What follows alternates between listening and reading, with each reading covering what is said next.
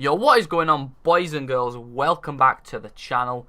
And if you watched yesterday's video, I did a video on the games which disappointed me the most in 2017.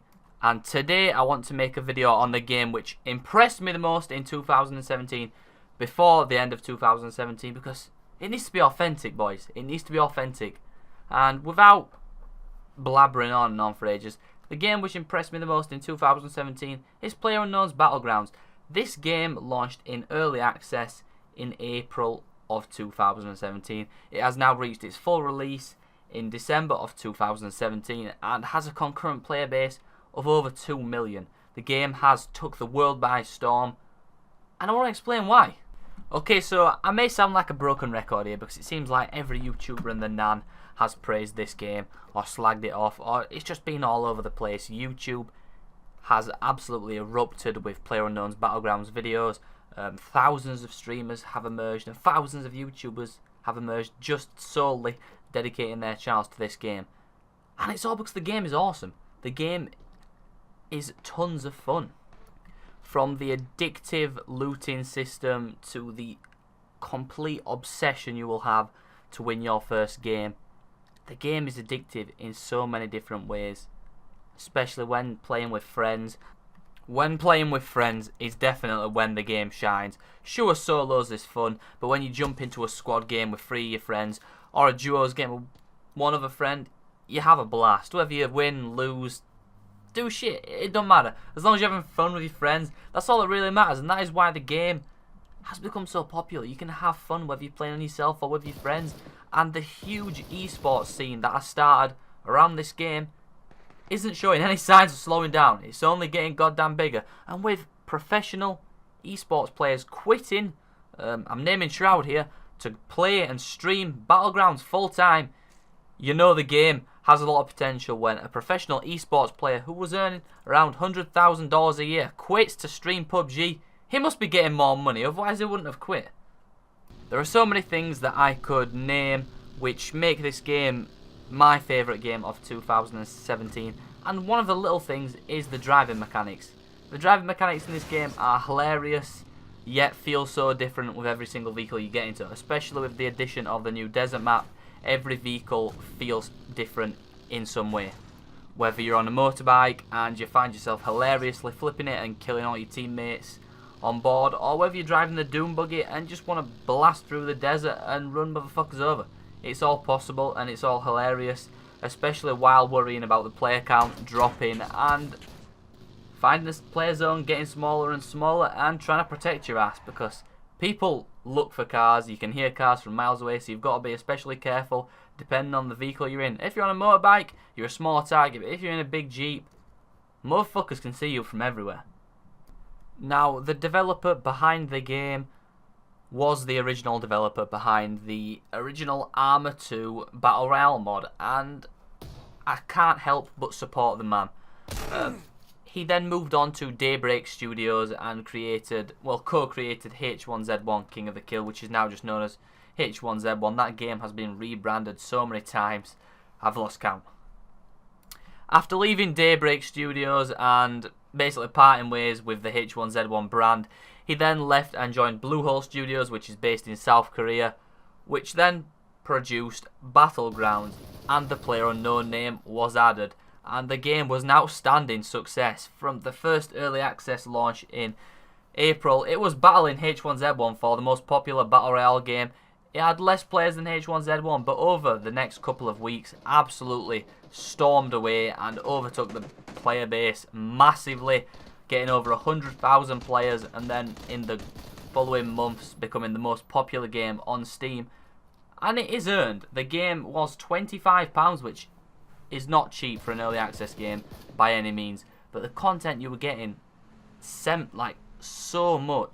Even though it was only on one map with a couple different variations in squad play, solo play and duo play. But the game was just so fun. Its addictive, fast-paced, frenetic gameplay is what keeps people coming back. When you die, you can so quickly jump into another game, you don't feel like you're wasting time. Many other games make you sit in the menu, wait for like 5 or 6, 7, 8 minutes to find a game. In this, that's not the problem. You leave after you've died, or if you've won, hey, look back on your gameplay, see what you could do better, leave, and then jump straight into another match. And you're in another match within 30 seconds. The matchmaking is ridiculously fast. And that could be due to the massive player count, but you never sat in the menu for longer than 2 minutes. There's been problems here and there with optimization and server issues where the servers have been going up and down, but that's just due to the huge demand for the game. They do have very good servers, no peer-to-peer bullshit like many other games. Call of Duty. And with the addition of free maps, which they've said are definitely going to come in the next couple of years, we've already had one free map in the form of the desert, which is the best map. It is so much better than the original in almost every single way, apart from the rubber banding that seems to plague this map. New vehicles, new weapons added weekly. The updates for this game have been so consistent, at least getting one update once a month, which fixes so many different bugs and adds new weapons and new content. There's also a vaulting gameplay mechanic which has just been added. So instead of just, before it was a bit broken, you'd walk up to a window and you wouldn't be able to climb for it. You'd have to run, jump and then crouch. Now you can walk up, you do actually vaults over the window. It sounds like such a basic thing, but it makes such a huge gameplay difference. You'll especially notice it if you're in a squad and there's a squad camping in a building. You can all run and jump through an individual window and flank them and fuck them up. The main reason that this is my favourite game of 2017 is that it's just purely fun. You can have so much fun in this game, and it's not made by a AAA studio, and it's not published by Activision, EA or some other wankers like that. In a sense, this is an indie studio, and the fact that they have ran away with 2017's biggest game is fucking crazy. It's a massive kick in the balls to Activision, EA, 2K and every other greedy publisher. It shows that indie studios can produce massively popular games, and this is only going to mean better things in the future for other indie studios. I mean, other indie studios and developers have definitely looked at this game and seen the potential popularity that can be gained even if you're an indie studio, and it only means better things for gaming in the future. Now, this doesn't mean the game doesn't have its flaws. It has many flaws. The optimization isn't great. It's got a lot better with the full release of the game, but lots of people on lower end systems are still reporting lots of bugs with anti-aliasing and just overall unoptimized gameplay. Now, this is surely something that's going to be heavily addressed in the coming months. We've got to give them the benefit of the doubt though, because the game has only been out 8 months and less than 2 weeks in full launch. So I'm giving them the benefit of the doubt because I really do enjoy playing the game, and optimization has never really been an issue for me. I'm getting around 130 FPS on my brand new graphics card, which is a 1070 Ti, and even on my old graphics card, which was a GTX 970, I was still averaging around 50 or 60 FPS, with most of the settings on high, apart from anti-aliasing on low and foliage on low. One thing you're going to want to do straight away if you get this game is turn foliage to low. It does not help you in any way having it on high, because people can then just crawl in the grass and hide from you, and that shit's fucking annoying. And as of yet, they're one of the only games in 2017 which has seen critical success to not jump on the pay-to-win microtransaction bullshit. Now, there is microtransactions in the game, and there will be in the future, but they're purely cosmetic. As long as the microtransactions stay cosmetic, I do not give a shit. We need something to work towards in this game, because the lack of customization is a huge problem. That is the only negative downside I could really throw at this game, is that the customization is not up to par with games like H1Z1 and Ark Survival Evolved, Battle of the Fittest, whatever it's called, their Battle Royale game mode.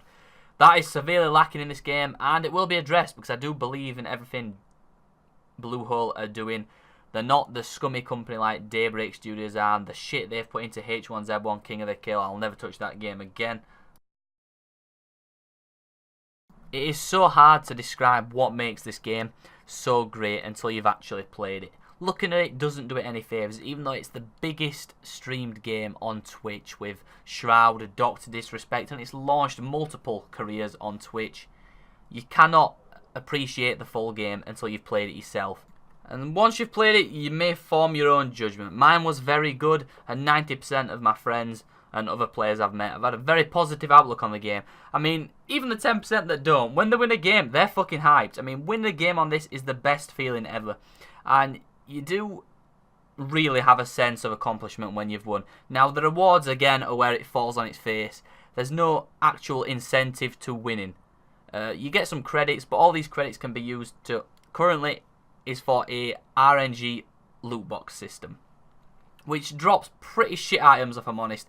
Vests, helmets, not even helmets. That's not even actually in the game. No such thing as helmet variations. It drops shirts, vests, pants, and shoes. That's it. And that is one thing that really, really does need changing to add more incentive to actually winning on the game, apart from just the stats on the leaderboards, which reset like every couple of months or so. So you may have 5 wins on your record, but that's gone. The next month when the leaderboards are wiped, that shit no longer exists. In comparison to every other Battle Royale game on the market, this is the best by an absolute mile. Fortnite, in my opinion, doesn't even hold a candle to this game. H1Z1, again, I don't like that game. It's too arcadey for me. If you want an actual great feeling Battle Royale game, which the mechanics of shooting and driving feel solid, it feels like armor-free shooting in a Battle Royale game, which is only a good thing. The graphics look amazing when everything's on high or ultra, but again, the FPS is going to be struggling majorly there, boys. And there's nothing else to really be said about the game. You cannot experience it until you've bought it yourself. And if you had one game to buy from 2017, I'd definitely go for this, especially with the Steam Winter Sale. The game is now only £19, which in my opinion is a damn steal, especially when all the upcoming content is going to be free, and the only sort of microtransaction system that's going to be in the game is cosmetic only. Now, if that stands to change, I will roast the developers, and you fucking know I will. But if you wanted my recommendation for a game to buy from 2017 as we're going into 2018, and you've got a good PC or you've got an Xbox One, I'd get PlayerUnknown's Battlegrounds. Now, if you're on PS4, unfortunately, you won't be able to purchase this game. I do believe it will be coming out on PS4 towards the middle of 2018, once their exclusivity agreement ends with Xbox. But don't worry, I mean, a potato can run this game at very low settings. Your goddamn mum's computer can probably run it if you've only got a PS4. Download it on her computer or your dad's computer and just run it on low settings, and you'll have a fucking blast, regardless of the FPS you get. With all that being said, thank you for watching the video. If you did enjoy, please smash the thumbs up, because I do work hard on these videos. It may not look like it with the amount of editing I put, but writing the scripts for these videos is quite challenging, especially when I like doing most of my stuff off the cuff. So I like just recording videos which interest me here and there. But again, if you did enjoy the video though, guys, be sure to smash the thumbs up. My social links will be in the description, and my last 2 videos will be on screen. Now, I love you all, and I will see you all in the next video. Peace. You know how much you love it when you get it in abundance. Give a fuck about a budget when you always be the subject of discussion. But it's nothing when you stop and just say fuck it.